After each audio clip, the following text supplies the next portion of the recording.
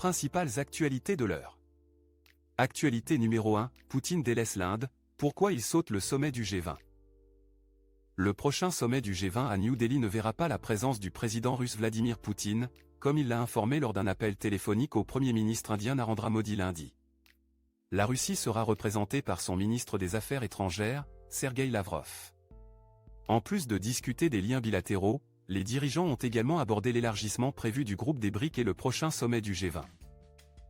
La semaine dernière, Modi et Poutine ont tous deux participé au sommet des BRICS en Afrique du Sud, Poutine y participant virtuellement en raison d'un mandat d'arrêt de la Cour pénale internationale, CPI, pour des crimes de guerre présumés en Ukraine.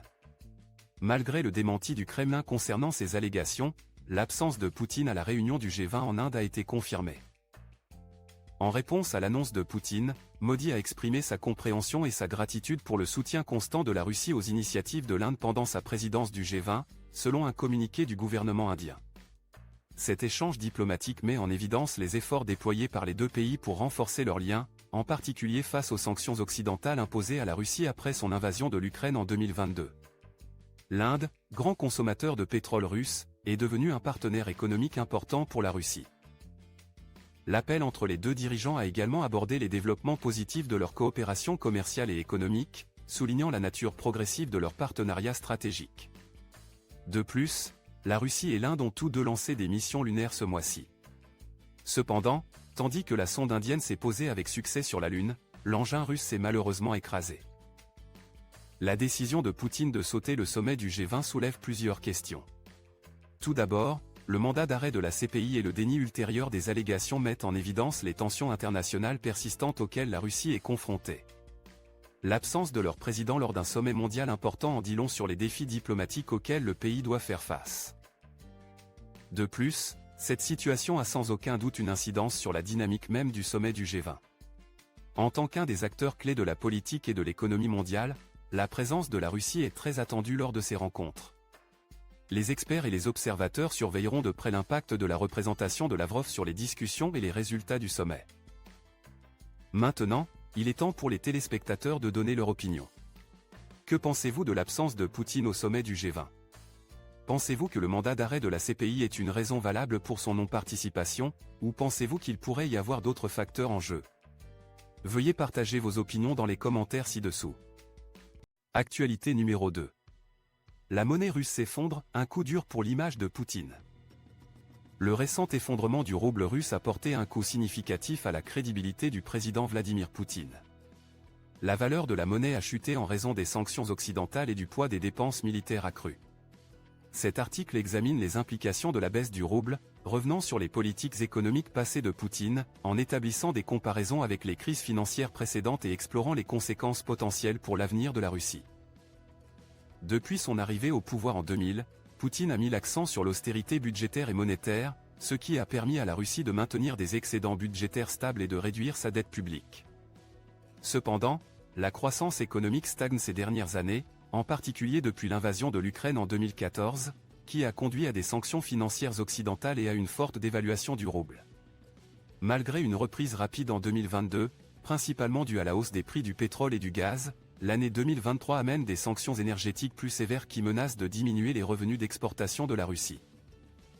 Traditionnellement, la Russie bénéficie d'un important excédent du compte courant grâce à ses exportations étendues. Cependant, le pays connaît également une sortie de capitaux significative, notamment parmi les riches russes qui préfèrent garder leurs actifs à l'étranger.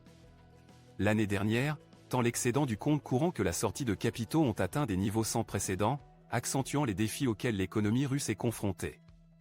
De plus, la décision de Poutine d'augmenter considérablement les dépenses militaires, qui devraient passer de 6% à 12% du PIB, aggrave ces tensions financières.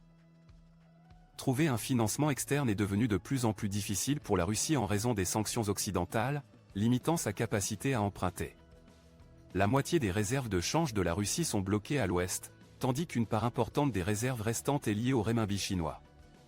Avec un accès aux fonds restreint, Poutine est confronté à un choix difficile entre risquer une crise financière en poursuivant son programme de réarmement ou réduire les dépenses militaires pour stabiliser le rouble.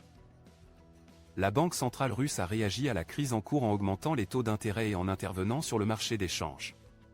Cependant, ces mesures pourraient ne pas être suffisantes pour résoudre les problèmes sous-jacents.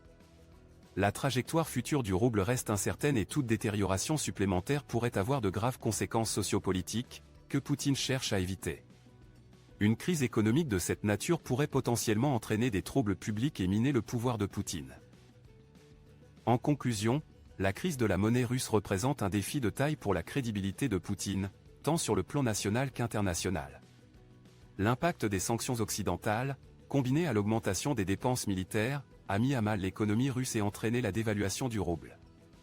Les choix que fera Poutine pour faire face à cette crise auront des implications profondes sur son leadership et sur l'avenir politique et économique de la Russie. Quels sont vos avis sur la crise de la monnaie russe et ses conséquences potentielles sur le leadership de Poutine? Pensez-vous que réduire les dépenses militaires est la bonne approche, ou la Russie devrait-elle poursuivre son programme de réarmement malgré les défis financiers? Partagez vos opinions dans les commentaires ci-dessous.